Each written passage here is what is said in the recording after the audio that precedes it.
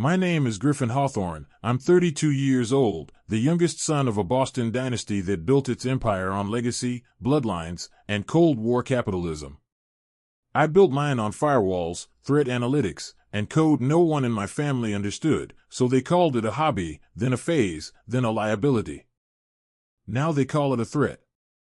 The court summons arrived in a flat white envelope, delivered not by a server, but by a private courier wearing gloves. The kind of gloves that don't leave prints. Federal Bankruptcy Court. Suffolk County. Case number 541 B.K. Hawthorne. Plaintiff, Hawthorne Family Trust. Defendant, Griffin Elias Hawthorne. Alleged debt, $8,300,000. My hands didn't shake. But my jaw locked so tight I thought I'd break a tooth. You ever see a wolf drag its own cub to slaughter? Camille asked, reading over my shoulder. Her voice was too calm. Camille Desrosiers never sounded calm unless the storm was already here. This is strategic destruction. Public. Precise. Personal. We met at the courthouse steps 48 hours later. Not a word between us. Too much noise around us anyway, reporters, lenses, whispers that hissed like static.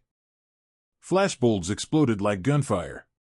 The sign above the heavy doors read United States Bankruptcy Court, as if that meant anything now. Inside, my family was already seated. Augustus Hawthorne, my father, 3-time board chairman, the man who once told me boys who don't inherit build things that crumble. Next to him, Marceline, eldest, golden child, JD MBA at 24, ruthless enough to sue a priest and win. She didn't glance up. None of them did. The courtroom was refrigerated with silence. Our side sat in cold steel and facts. Theirs sat in tailored wool and venom. Then I saw the document. The one they were using as the spearhead of their case. A notarized financial agreement. Dated 2020. Claimed I'd accepted a private loan from the Hawthorne Trust in exchange for a 20% share in Spectre Shield Cyber, my company. I hadn't. The signature was mine. Down to the angular G, the pressure on the E. But it wasn't mine. Not this one. My chest went still. Forgery, I whispered. Camille didn't nod. She was already pulling out a manila folder from her briefcase, as smooth as dealing cards. They had a handwriting expert fabricate it. It's a damn good fake. But not perfect. Do they know? Oh, Griffin. She smiled without warmth. They're counting on you folding before they have to find out. The judge entered. The air changed. Federal robes. Gold gavel. Calm like a loaded gun. Plaintiff, present your case, the judge said. Marceline stood. Perfect posture. Perfect poison. Your Honor, my brother, Mr. Hawthorne, entered into a financial agreement with our family trust in early 2020. Since then, he has failed to meet repayment obligations totaling more than $8 million. We are filing for involuntary bankruptcy. She turned to me. Not out of malice. Out of necessity. I wanted to laugh. Instead, I watched my father's hands. Clenched. No tremor. He was in full control. Camille rose like a guillotine lifting. Your Honor, we request full evidentiary review. We have prepared documentation that. But the judge raised a hand. Before we proceed, he said, removing his glasses slowly, eyes locked on me, Mr. Hawthorne. He paused. The silence dropped like a pin. I have a question. His voice was quieter now. Almost curious. Didn't I just read about your company in Forbes? Something about a multi-year cybersecurity contract with the Department of Homeland Security? The courtroom held its breath. Marceline flinched. My father shifted. The gallery murmured. My mouth stayed shut. The judge turned to the plaintiff's table. Because if Spectre Shield just signed a federal contract worth north of $90 million, and you're alleging insolvency, he trailed off. Then he leaned forward, eyes suddenly sharp. Someone here is lying under oath. And I intend to find out who. This isn't a bankruptcy hearing, Griffin, Camille whispered. It's an execution, and they brought your family to pull the trigger. The room was still echoing when we walked out. Camille didn't speak. She didn't have to. I felt it. The shift. When a judge pauses a case for verification of fraudulent evidence, it means the noose just snapped back on whoever threw it. We moved fast. Down the marble steps, past the reporters shouting my name like I was already sentenced. I didn't answer. Eyes forward. Jaw clenched. Hands and fists I couldn't unclench. Someone in your family either paid a very expensive forger, Camille muttered, sliding into the front seat of the black SUV, or someone close to you forged that signature themselves. I didn't respond. Because deep down, I already knew. And the moment you name a betrayal, it gets heavier. Inside the SUV, Camille threw a tablet on my lap. That agreement they submitted? Dated January 14, 2020. Allegedly signed at your condo in Back Bay. I was in Berlin that week, I said. Cyber SEC World Expo. She nodded. Flight confirmation? Booked through Spectre Shield's corporate account. Camille, the TSA has facial scans, security footage. We'll get all of it. But that's not the point. She turned, fast. The real problem? That document didn't just appear in court. It was uploaded to Pacer with a DOJ red flag. Someone tipped off the federal fraud unit before the hearing. That stopped me cold. They want me indicted. No. They want your contract dissolved before it's executed. She paused. You go down now, the DHS walks away. Clean. No PR damage. No mess. Cut. Scene shift. An hour later we were in the sub-basement of Spectre Shield's downtown HQ. The air was cold. Dry. The kind of room meant to keep secrets colder than bodies. This is the vault, I said. We back up hard drives here. Jericho set it up back in 2018. Camille raised an eyebrow. Jericho Nash. That guy you used to call the paranoid genius? He didn't trust cloud storage. Smart. We pulled open the secure rack. A dull beep. The keycode still worked. The hum of the drives filled the silence like a whisper. I slotted in the backup drive from Q1 2020. Directory opened. Camille leaned in.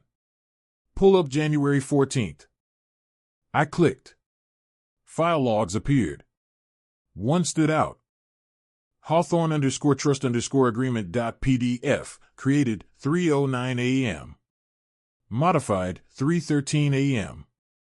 That's impossible, I said quietly. I never even typed that file name. Griffin, look at the device ID. I stared. Admin override, IP, 198.178.3.41. I froze. That IP. It's registered to my father's estate, I said. Private line.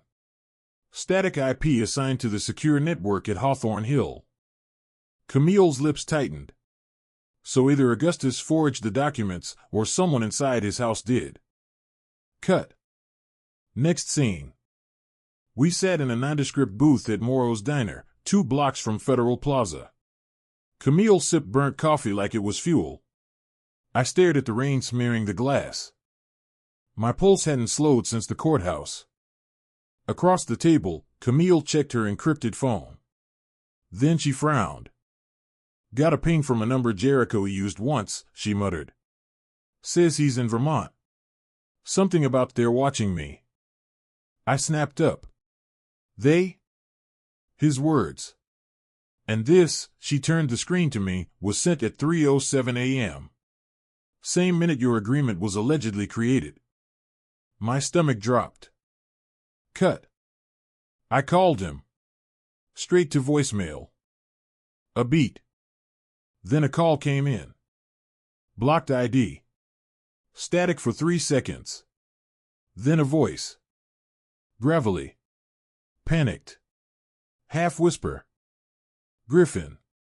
I found the core log. But they know I've got it. I'm off grid, but not for long. Jericho. Another voice, background. A door slam. Heavy boots. If you're seeing this, Griff, they found me first. Bang. Line cut. My grip tightened around the phone until plastic cracked. Camille stared at me. What did he say? I didn't answer. I couldn't. I saw it in my mind. The server room. The fake file. The exact timestamp. The IP address. A predator doesn't fake a signature unless they know you'll scream loud enough to distract from the real theft. And someone had just screamed for me. If you're seeing this, Griff, they found me first. You're next. Rain hit the windshield in rapid-fire bursts. Camille drove like the city owed her answers. She didn't ask where we were going. I didn't tell her. But the weight in my chest told both of us, this wasn't just sabotage. This was design. We pulled off the expressway toward an industrial park that hadn't seen renovation since Reagan. Chain-link fences. Broken sodium lights. The kind of place meant for things to be stored, forgotten, or buried. Unit 316. Third row. Keypad still intact. I punched in the 6-digit code. Click. Door rolled open, metal groaning like something alive. Inside, silence, stale air, old concrete. And a rack of offline servers no one knew existed but me, Jericho, and the woman who taught us both how to encrypt faster than we could lie, Lana Bishop. I connected the primary drive. Camille stood behind me. If Jericho really had proof, this is where it would be. A heartbeat. Then the screen lit up. Rows of logs. Dated. Timestamped. Isolated. Clean. Here, I muttered, scrolling. January 14th. 3:09 a.m. File creation event logged. User ID, admin_OVRD. Remote access IP, Elder 1-313. My mouth dried instantly. What the hell is that? Camille whispered. I didn't answer. Because I knew that string. Elder 1-313 wasn't a government tag. It was a personal tag. A legacy marker from our old sandbox server when I was 16. And the only other person who used it was dead. Camille caught my expression. Griffin. What is it? Someone's resurrecting credentials that haven't existed in a decade. You're saying your father? No, my voice cracked. That's not him. That was never his handle. That was Emmett's. Silence. Your brother died in that lab fire, Camille said slowly. 12 years ago. You said it yourself. I shook my head, backing away from the screen. His body was never recovered. There was DNA, but it was partial. They never found dental. Jesus. My heart punched faster. We always joked growing up, if I go first, leave a back door open. It was Emmett's motto. The boy who could rewrite root protocols in his sleep. Who hacked MIT's grading system to prove a point, not for a better GPA, just because he could. I looked at Camille. Someone left a door open. Cut. Static on the backup monitor. Then, pop. A file auto-opened. Valkyrie_protocol.7z. Encrypted. 5 layers. Military grade. Jericho style. But the file was accessed 4 days ago. From a proxy in DC. Camille, pull that hash, I said. She already was. Her phone buzzed. Encrypted lookup. Her face changed. The Valkyrie protocol is classified under DHS Tier 4, she said. It's not just cybersecurity. It's physical infrastructure control. Water grids. Traffic systems. Emergency response. She nodded. If someone hijacked that, they could make a city disappear without firing a shot. Cut. The lights flickered. My fingers froze over the keys. Camille grabbed her pistol from her jacket. We've got maybe 5 minutes before this place is dark. I need one. I initiated the extraction. The bar moved slow. 12%. 18%. 23%. A flicker on the second monitor. A security cam loop. Except the feed glitched. And in one of the freeze frames, a figure in a dark coat, standing still, facing the camera. Face in shadow. But posture? I knew that silhouette. Not from memory. From mirror. Griffin, Camille hissed. We've been made. I yanked the drive. She covered the door. One deep breath. The kind you take before you run toward fire. Then. Boom. A pulse. No flames. No debris. Just power loss. Like the air got sucked out. EMP. Emergency lights flicked red. Siren low and long. We ran. Past shelves of cables, broken hardware, and walls sweating cold. I heard her voice behind me. Don't stop. Keep breathing. The only way out is through. Back in the SUV, engine still warm, Camille ripped the drive from my hand. We need a clean lab. No networks. This drive is a loaded gun. I saw him, Camille. Who? Emmett.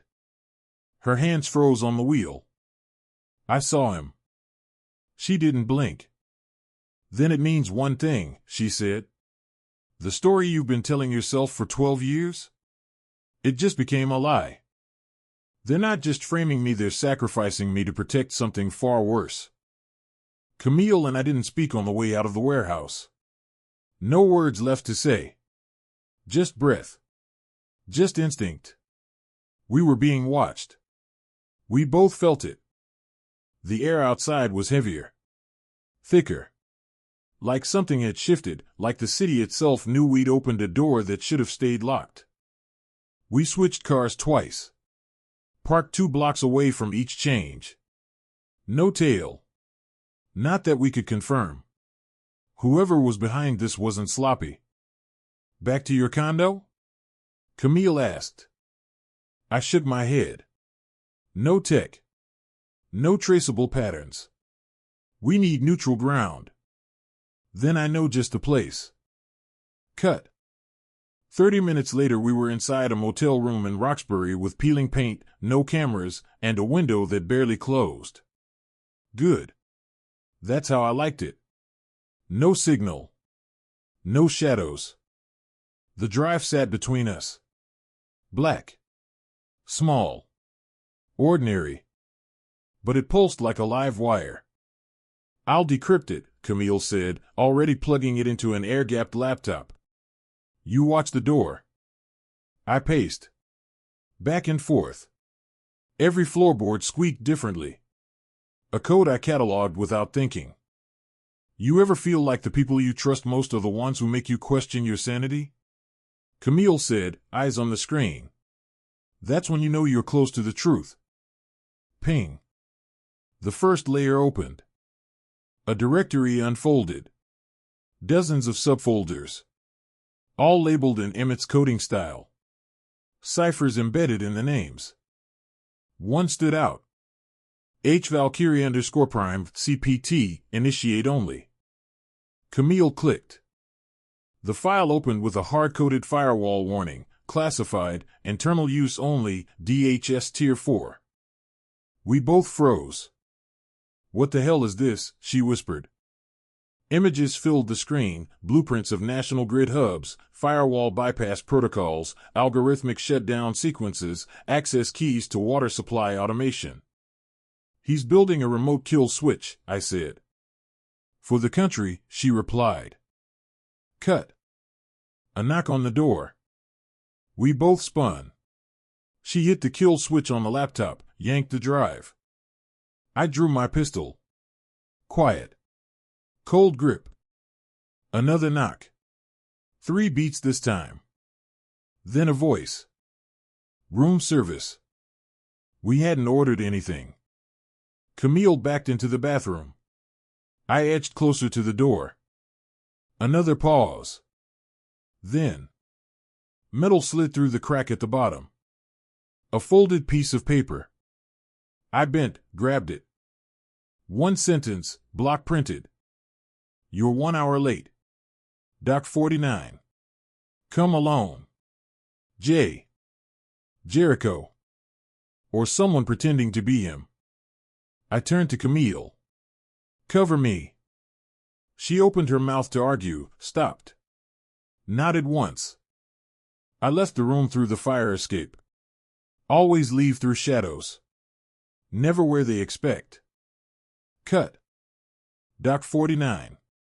Cold. Abandoned. 1 flickering light. A crane long dead. Chain sound clinking in the wind. My boots echoed too loud. He stood near the edge. Hood up. Hands tucked. Posture slightly off. Jericho? I slowed. He turned. It was him. Mostly. Except the eyes. They didn't scan like they used to. No twitch, no darting. Just waiting. You're late, he said. You're alive. Barely. He pulled a flash drive from his pocket. Tossed it underhand. I caught it. What's this? Your firewall. For Valkyrie. He's trying to trigger it through Spectre Shield's DevNet. If you don't deploy that block within 36 hours, he gains full admin rights. Who's he? Jericho didn't answer. Instead, he lifted his shirt. A wire. Taped to his chest. Jesus. They got to me. I bought you time. That's it. I took a step forward. He flinched. They're watching this feed. If I say anything more. I backed up. Slowly. His eyes softened. It's not about money anymore, Griffin. I know. It's not about legacy either. He hesitated. Then, it's about replacement. What? But he was already turning away. Cut. Back in the motel, Camille decoded the final layer. It wasn't a file. It was a live stream. Encrypted. Looping on a delay. An empty room. A chair. And on the chair, taped down, was a phone.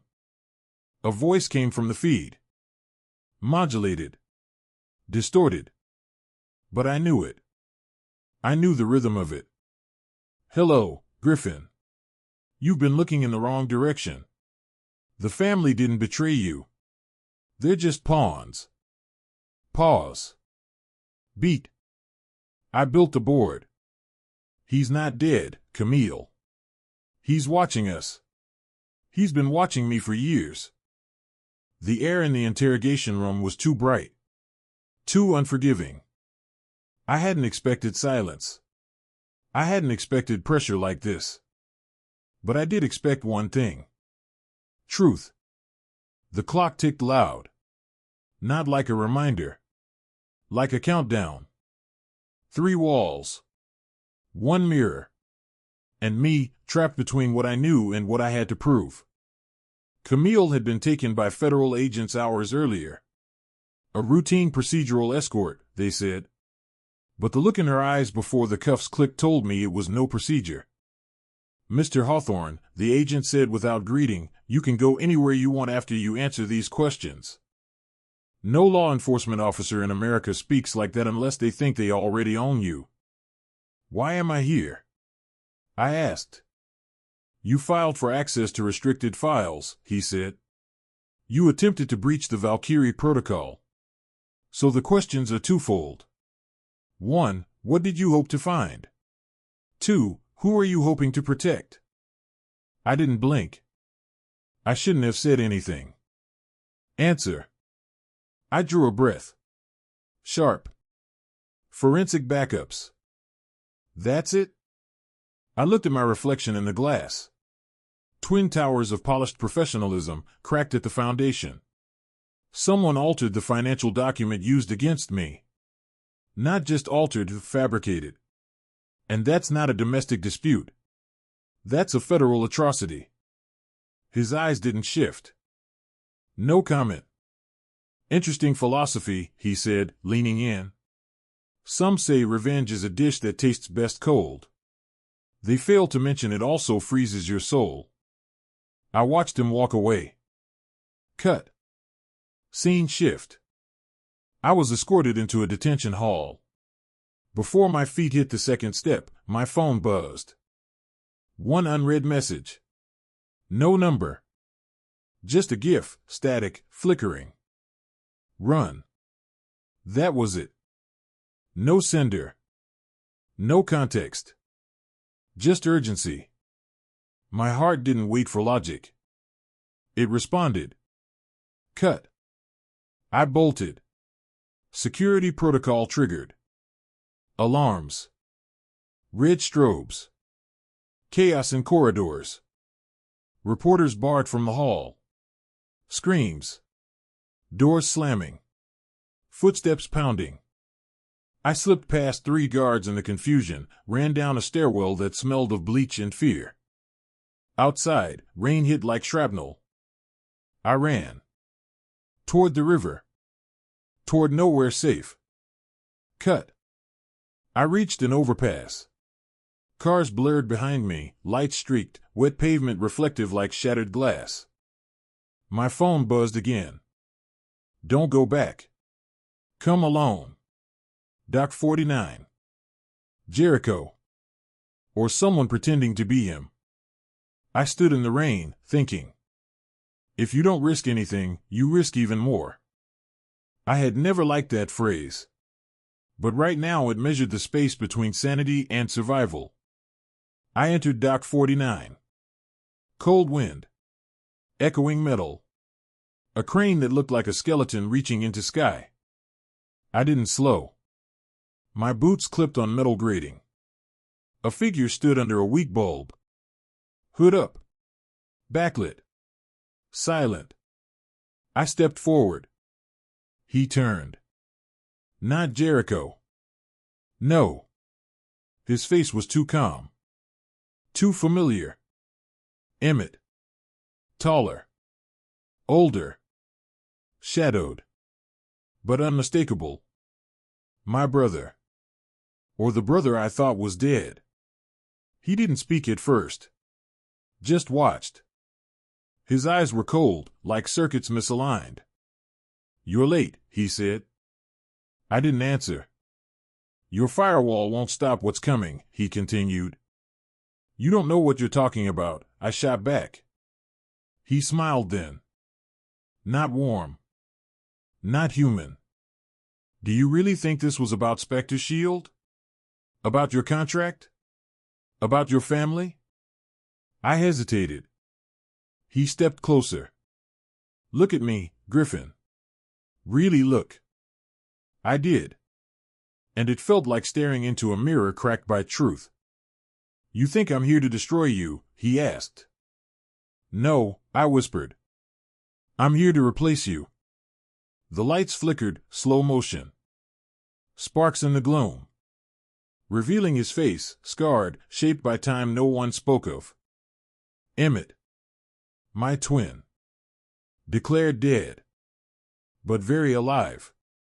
Because when you left, he said, voice soft, you left me behind. Another flash of lightning. I staggered. I didn't leave you, I said. Yes, you did, he replied. You walked out the front door. I crawled out of a burning lab. And I stayed. The wind picked up. His figure wavered. I took a step back. He raised his hand. And the entire dock lights blacked out. Then only one bulb remained. Flickering. Like a heartbeat. A storm rolled in. And Emmett whispered, "If I lose, the country won't even know it happened." Light cut through the blinds in long, clean slashes. Sunlight in a courtroom always felt wrong, too sharp, too exposing. I stood before Judge Sloan. Her eyes scanned the files piled in front of her like a mountain of masked truths. No theatrics. No mercy. Just law. I cleared my throat. "Your Honor, what I'm about to present is not only evidence of my innocence." Her lips tightened. "I know, Mr. Hawthorne," she said, cutting in like a blade. "You want the world to see truth." The gallery behind me was crowded. Press. Law clerks. Federal agents. Some faces I recognized. Some I did not. They weren't here for closure. They were here to see a spectacle. I exhaled, then pressed play. The screen flickered. A grainy video. Emmett's voice. Calm. Calculated.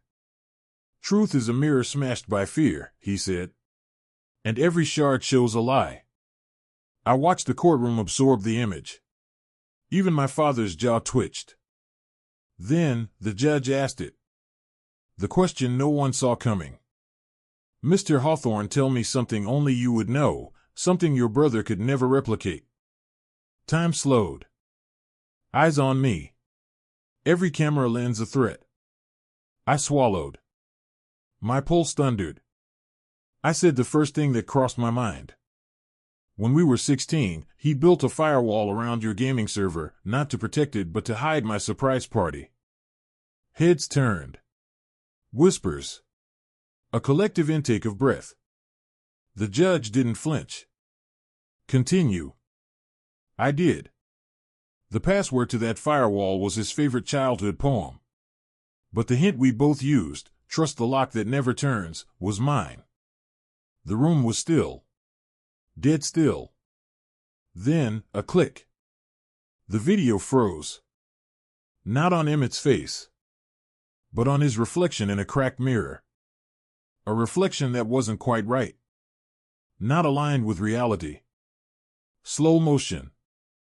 Reveal. Cut to reaction. Gasps echoed. My father's face went ashen. Marceline looked stunned. Federal agents leaned forward. The judge's stare sharpened. "That answer," she said slowly, "reveals a discrepancy between the video and investigatory fingerprints. Mr. Hawthorne, it appears your brother's confession was fabricated using artificial layering." I exhaled for the first time in hours. But it wasn't over. Sparks of tension still danced in the room like live wires. Because every eye now flicked to my father. Augustus Hawthorne. His expression cracked, not with fear, but with calculation. Camille and I had decrypted more than just a file. We'd uncovered a network of digital mimicry so deep it blurred the line between life and algorithm. The record shows, Camille said from beside me, that the confession used deep learning reconstruction based on years-old audio clips, pulsing frames from archived footage, not a direct confession. Silence. Then, Augustus stood. A hush dropped. "Your Honor, if we are to dismantle truths we built our lives on, then let it be transparent," he said. "I authorize full disclosure. Every server. Every log. Every policy." The courtroom stiffened. I couldn't tell if he was helping or hindering. But the judge nodded. "Begin with the treaty archives," she instructed the clerk. A hush like falling ash. And then the screens lit up. Archive after archive. Timestamps lining up. Orders. Approvals. Backdoor entries. The plot, layered like code, revealed itself. It wasn't just an attempt to destroy me. It was an attempt to control the narrative of national defense, using Spectre's shield as the scapegoat.